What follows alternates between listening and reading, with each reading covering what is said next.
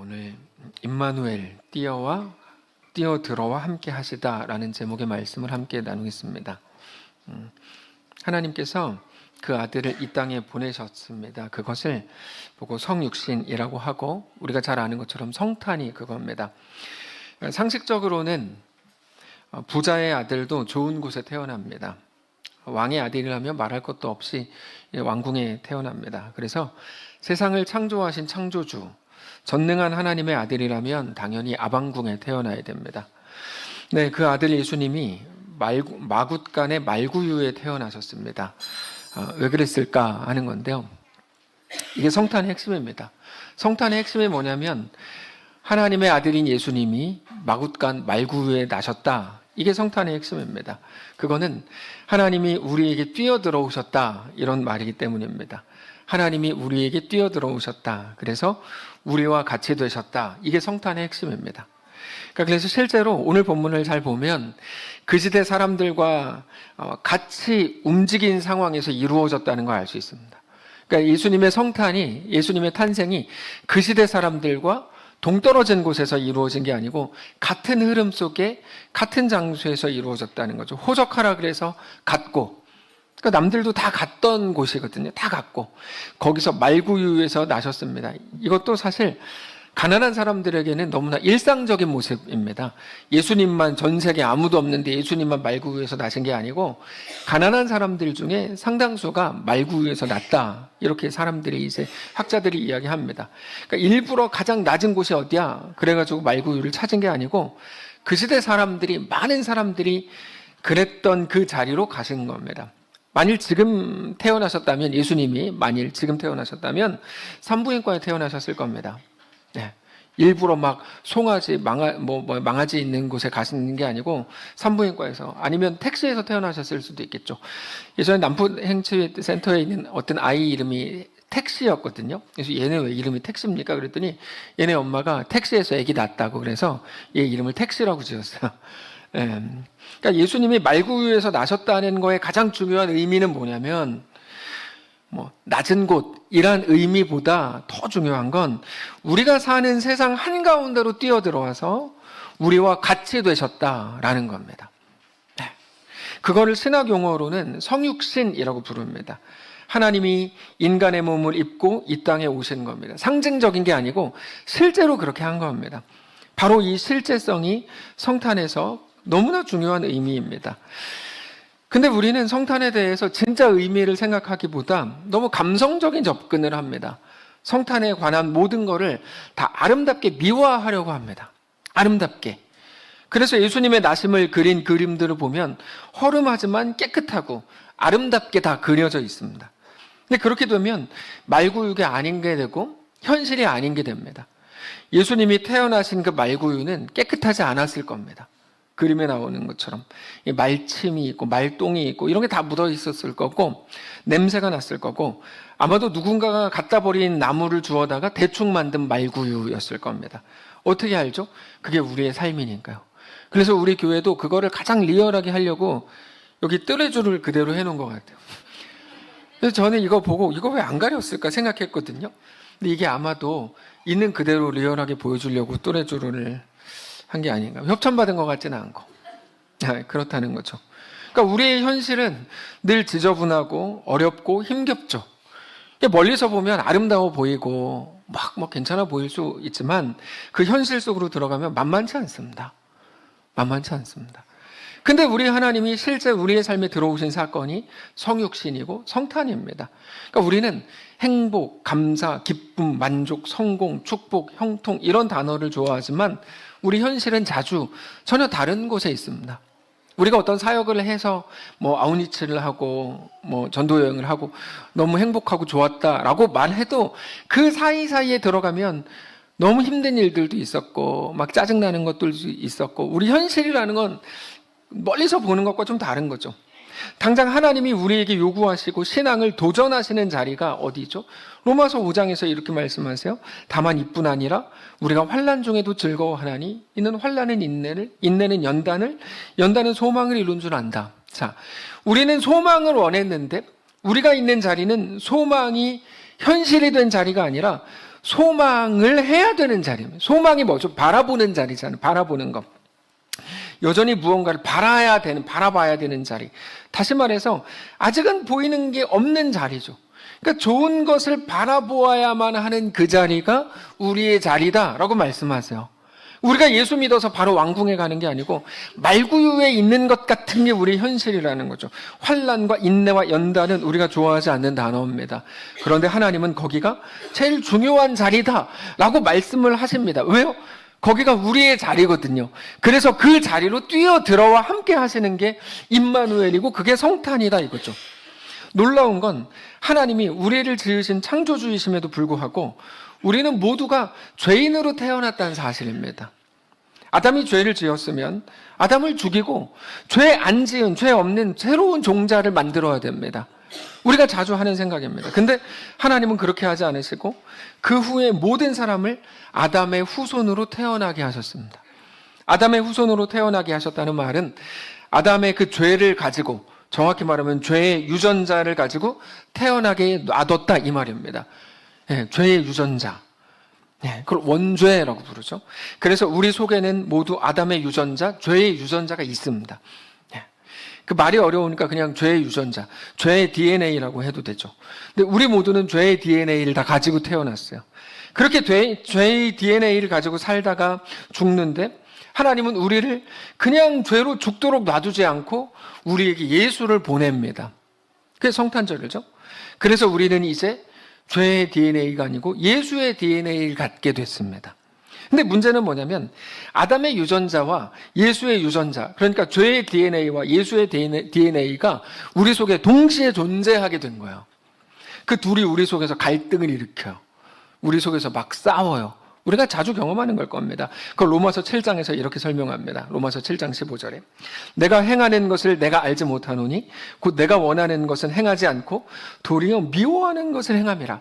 왜 그런지 우린 알겠죠? 죄의 DNA 때문이에요. 16절 만일 내가 원하지 아니하는 그것을 행하면 내가 이로써 율법이 선한 것을 시인하노니 이제는 그것을 행하는 자가 내가 아니요 내 속에 거하는 죄니라.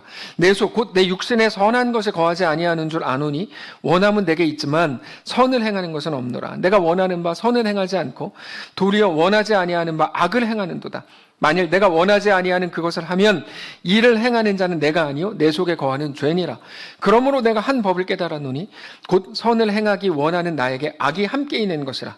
내 속사람으로는 하나님의 법을 즐거워하지만 내 지체 속에서 한 다른 법이 내 마음의 법과 싸워 내 지체 속에 있는 죄의 법으로 나를 사로잡는 것을 보는도다. 오호라 나는 곤고한 사람이로다. 이 사망의 몸에서 누가 나를 건져내랴. 우리 주 예수 그리스도로 말미암아 하나님께 감사하리로다. 그런즉 내 자신이 마음으로는 하나님의 법을 육신으로는 죄의 법을 섬기노라. 우리 속에 두 가지 법이 있기 때문입니다. 자, 하나님은 왜 이렇게 하시는 걸까요? 죄의 법을 없애주면 되는 거 아닙니까? 근데 왜 안 없애줄까요?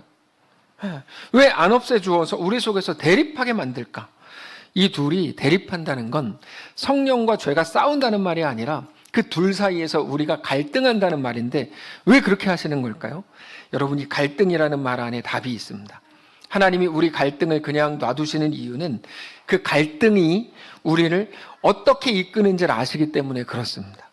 우리는 죄가 시키는 일과 예수 안에 허락된 그 두 가지를 비교하면서 계속해서 어떻게 가냐면 항복해가는 과정을 갑니다. 항복해가는 과정. 이 과정은 우리 모두가 겪는 일이고 아마 오늘 아침에도 겪으셨을 거고 하나님이 우리를 그의 사랑하시는 백성으로 얻어 가시는 과정입니다. 반드시 필요한 과정입니다. 근데 이 문제는 뭐냐면 우리가 이 과정을 겪고 싶지 않아 한다는 데 있습니다. 우리는 이 과정이 싫어요. 갈등이 싫어요. 고민이 싫어요. 그래서 어떻게 하죠? 그냥 기도로 쉽게 끝내버리려고 그러는 거예요. 갈등하고 싶지 않아요. 어떻게 기도하죠? 주님, 죄를 없애주십시오. 죄의 능력이 내 속에서 사라지게 해주십시오. 이렇게 기도합니다. 근데 죄의 능력과 죄의 유혹을 성령의 능력이라는 걸로 사라지게 하실 거라면 처음부터 우리를 이 땅에 살게 놔두지도 않습니다. 하나님은 우리를 이 땅에 살게 하셨죠. 지독한 현실 속으로 우리를 이끄셨어요. 자, 예수 믿은 후에 얻는 가장 큰 복이 뭡니까? 죽어서 곧장 하늘나라 가는 게 제일 큰 복입니다. 더 이상 죄짓지 않죠.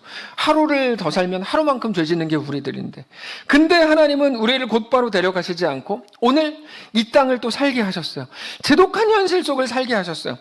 죄성으로 가득한 그 삶을 우리에게 더 살게 하셨다는 거죠. 그래서 실제로 아무리 엄청난 은혜를 받고 놀라운 걸 깨달았어도 여전히 짜증나고 힘들고 아프고 슬프고 외로운 그 자리에 놓여 있는 게 우리 현실입니다. 그런 걸 없애달라고 아무리 기도해도 하나님은 그 기도에 응답을 안 하세요. 현실을 바꿔주지를 않으세요. 로마서 7장에서 죄의 유전자와 예수의 유전자를 동시에 가진다고 말씀을 하시지, 죄의 유전자를 없애주겠다고 하지 않으세요. 로마서 7장에서 당장 예수님의 오심, 이 성탄도 잘 생각을 해보면 그 환경을 바꿔주면 될 거 아닙니까? 쉽게 말구유가 아니라 더 화려한 것으로 바꿔주면 됩니다. 근데 그렇게 안 하고 냄새나는 현실 속으로 예수님을 보내세요. 이게 뭐냐는 거죠. 아까 장로님도 기도하셨지만 2025년을 마무리하는 지금 이때 우리 삶이 상황이 다 만족스럽습니까? 그렇지 않은 사람들이 더 많습니다. 훨씬 더 많을 겁니다. 우리 앞에 여전히 존재하는 이 지독한 현실을 우리가 도대체 어떻게 이해해야 되냐는 거죠. 이게 우리 불만입니다. 그래서 기도할 때마다 그거 없애달라고 소리를 지르는데 안 없애주세요. 안 없애주세요. 근데 사실 우리 현실을 바꿔달라고 하는 건 하나님의 뜻과는 분명히 다른 기도입니다.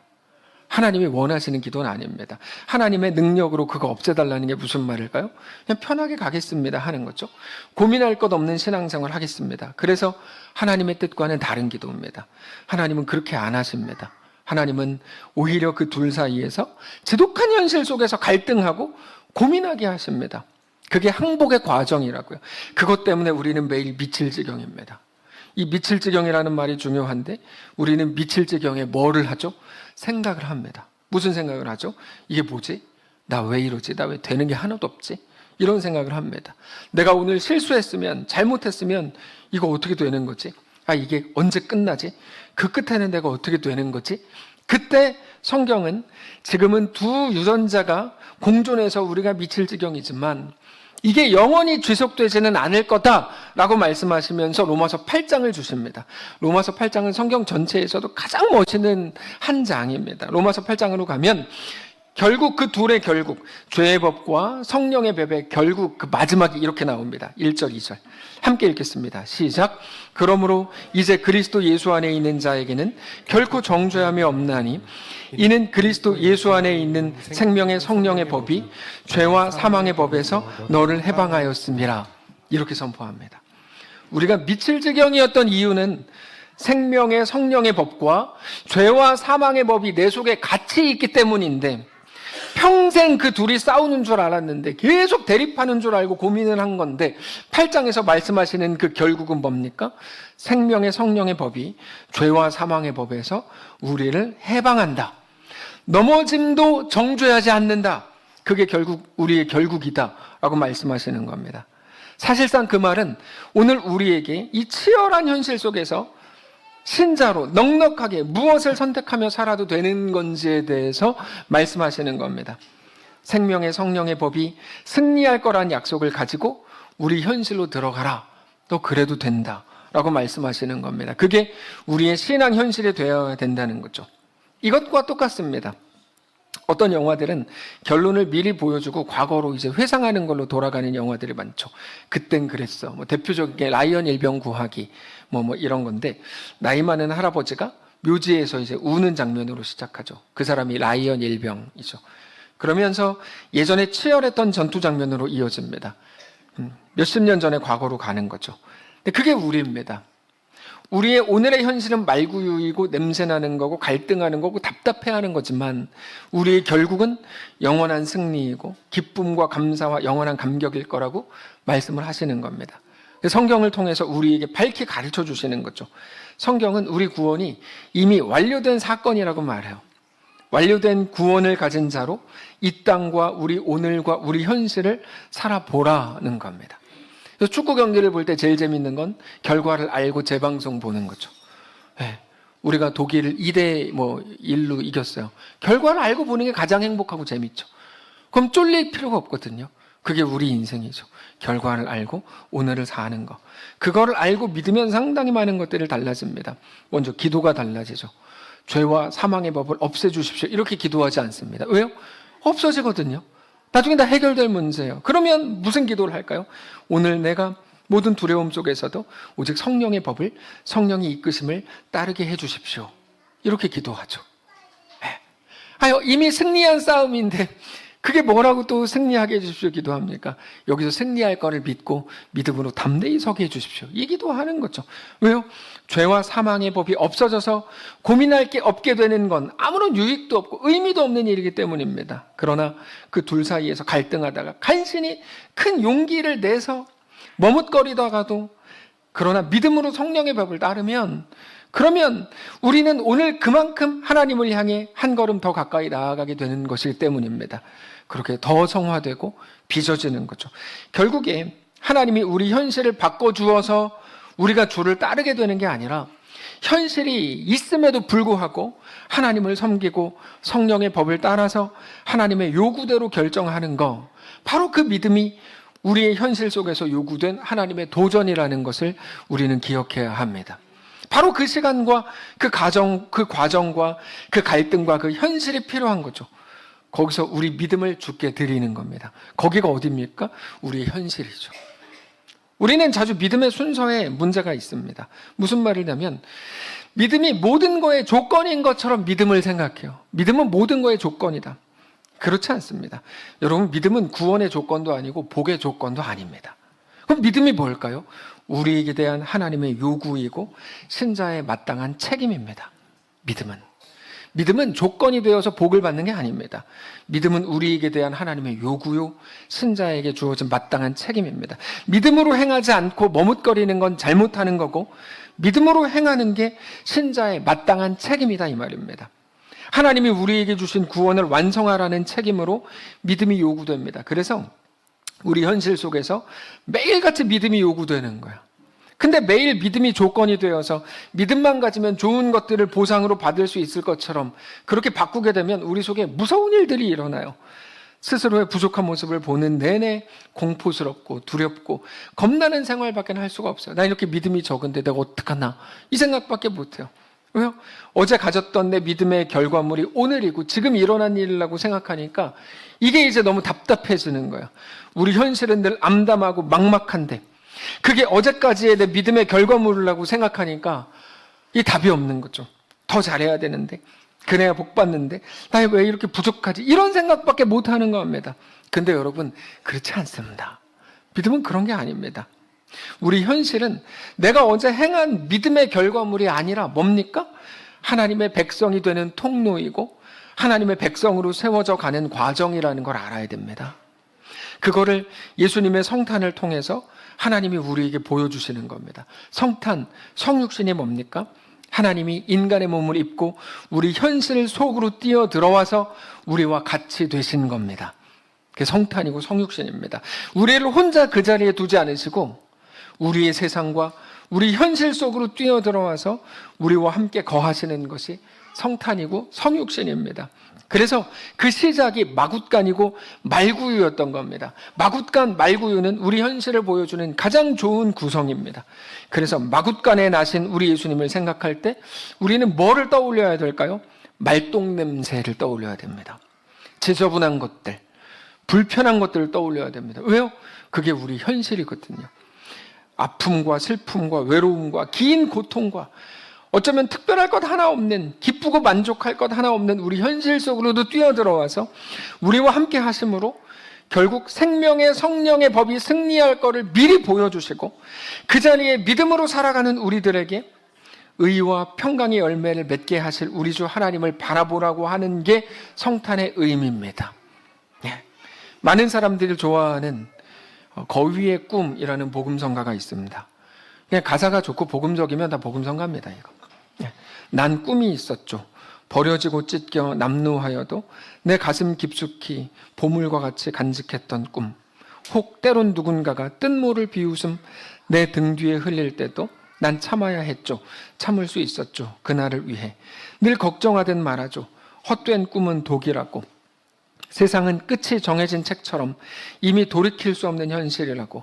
그래요. 난 꿈이 있어요. 그 꿈을 믿어요. 나를 지켜봐요. 저 차갑게 서 있는 운명이란 벽 앞에 당당히 마주칠 수 있어요. 언젠가 난 그 벽을 넘고서 저 하늘을 높이 날을 수 있어요. 이 무거운 세상도 나를 묶을 순 없죠. 내 삶의 끝에서 나 웃을 그날을 함께 해요. 늘 걱정하듯 말하죠. 헛된 꿈은 독이야. 다 너를 위해서 하는 말이야. 근데 우리는 그 말을 듣지 않을 겁니다. 안 들을 겁니다. 오늘 내 자리까지, 그 사람의 자리까지도, 당신의 자리까지도 들어오셔서 내가 너와 함께 한다. 야, 결국 믿음이 승리한다. 결국 하나님 나라가 영원한 거야. 지금 너의 상황은 영원하지 않아 라고 말씀하시는 하나님의 약속을 붙들고 오늘을 믿음으로 우리 삶을 살아볼 작정입니다. 그게 신자입니다. 성도 여러분, 우리가 그리스도인으로 살아가면서 가지게 되는 매일의 갈등과 그 고민과 한숨, 그 속으로 우리 예수님이 같이 들어오신 게 성탄입니다. 우리만 연약해서 이런 게 아닙니다. 하나님이 뛰어들어와 함께 하십니다. 들어오셔서 뭘 하셨냐면 판세를 완전히 바꾸셨습니다. 정확하게는 운명을 바꾸셨습니다. 운명을 바꿨다는 말은 결론을 바꾼 겁니다. 어떤 노래에서 나의 한숨을 바꾸셨네. 그렇게 우리는 고백하죠. 아담이 죄를 지은 이후에 세상의 왕은 분명히 사망이었습니다. 죽음이 왕이었습니다. 예수를 믿지 않는 사람들에게는 지금도 죽음이 왕입니다. 그래서 매일 협박하는 거, 너 죽을래? 최고의 협박이죠. 너 진짜 죽는다? 그러다가 안 되겠으면 이 죽음을 더 세게 이제 뒤짐으로 해서 너 진짜 뒤진다? 이렇게 얘기하죠. 왜 그렇게 하죠? 사망이 왕이거든요. 그러니까 거기 앞에서 매일 꼼짝 못 하는 거예요. 그러나 예수님이 그냥 천국에서 하신 게 아니라 우리 현실 속으로 뛰어들어 오셔서 이 세상 최고 권세인 죽음과 사망을 이기시고 부활 세상을 만드셨습니다. 그게 하나님의 뜻을 이루기 위한 가장 중요한 반전을 이룬 겁니다. 그게 성탄이고 성육신, 십자가와 부활입니다. 그때부터의 모든 기독교의 약속은 100% 언제나 예수 안에서가 됩니다. 우리는 기도할 때 무조건 예수의 이름으로 기도하는 이유가 여기 있습니다. 우리는 다른 걸로 기도하지 않습니다. 무조건 예수의 이름으로 기도합니다. 그래서 요한복음 15장에 이렇게 말씀하시죠. 나는 포도나무요, 너희는 가지라. 너가 내 안에 거하면 열매를 많이 맺는다.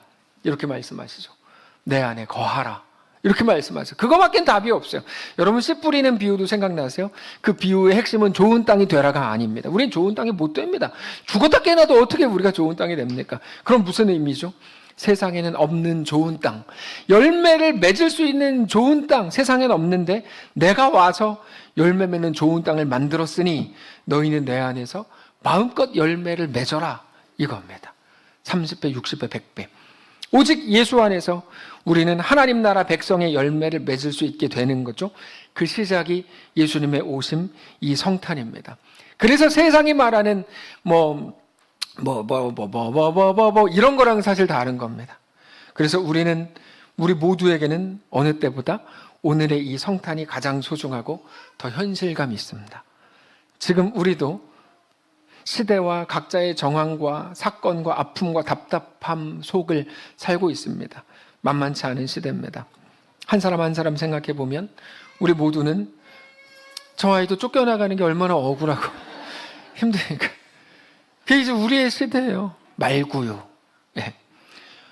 우리 각자의 자리에서 각자의 말구유와 싸웠습니다.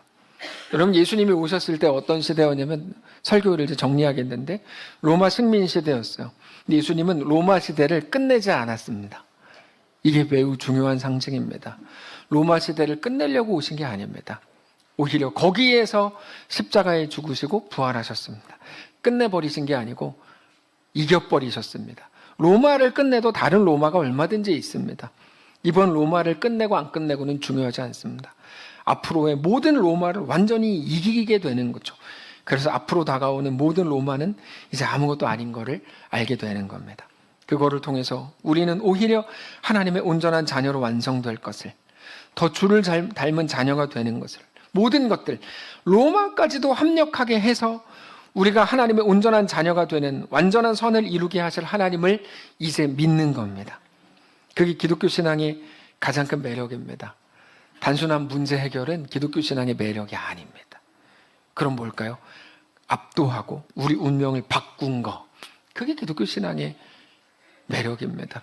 그렇게 예수님이 이 땅에 오신 건 우리 현실로 들어와 우리와 함께 죽으시고 우리와 함께 사시기 위해서입니다. 오늘 아침에 일어나서 제가 여느 때와 같이 무겁고 추운 느낌으로, 저는 왜 그런지 모르겠어요. 항상 아침에 일어나면 무겁고 추운 느낌으로 교회에 옵니다. 오늘도 왔는데 박 집사님이 저한테, 목사님 이렇게 손이 차가우세요. 그게 그냥 저인 것 같았어요. 네, 제 인생이 그렇죠. 이렇게. 그래서 그냥 내가 그렇지 생각하고 교회에 들어서자마자 맛있는 냄새가 났어요. 하나님이 저를 위로하신 첫 번째 방법, 전 부치는 냄새. 2층에 올라왔는데 박동환 지사님이 아이들과 함께 메리 크리스마스라고 외쳐주셨고, 예배당에 들어오니까 예수님을 높이는 찬양을 하는데 마음이 다 녹았어요. 진심으로. 네. 나를 위해 이 땅에 오신 예수님을 찬양했어요. 너무 감사했어요. 사랑하는 성도 여러분, 오늘 각자의 정황과 각자의 시대 속을, 우리 각자의 아픔과 문제와 현실 속을, 그러나 그 믿음으로 우리는 살아야 합니다. 이 혹독한 겨울, 혹독한 각자의 시대를 우리 주님과 함께 살게 되시기를 바랍니다. 그냥 다 괜찮다라고 말하는, 남들은 다 좋아 보이시죠? 그래 보이지 않으세요? 2025년 남들 다 부자 된 것 같으시죠? 우리만 이렇게 됐잖아요. 남들 다 성공했죠? 우리만 힘들죠? 그렇지 않아요.